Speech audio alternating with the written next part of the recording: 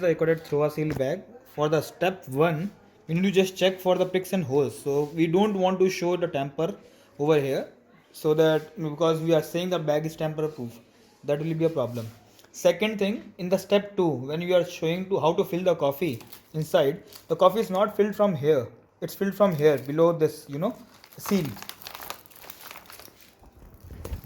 It's filled from here, so it has to be moved like this, and you have to put it over here.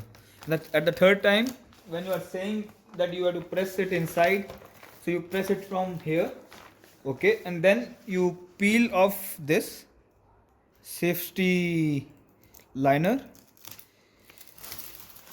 okay. You keep it on the table like this after filling it, and then you press it gently, so it is sealed up. Sealed up, right? So this is how you have to do. The bag is over here like this. It will be filled with the grains.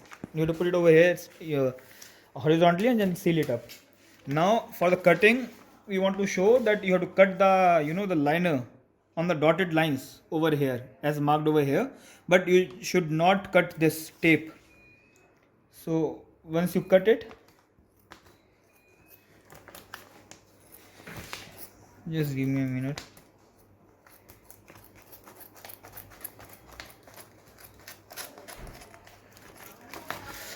So now I'm just going to show you the resealing process. So once you fill in whole of the grains over here inside, then you put it over here like this. The process is that from the tape you have to just fold it into half towards the tape, right, like this.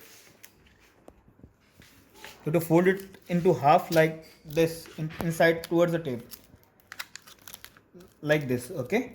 Then you peel it off from here, the safety this liner, like this, and then you reseal it.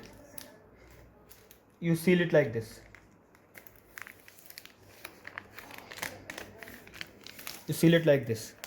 So this is how it is being sealed up.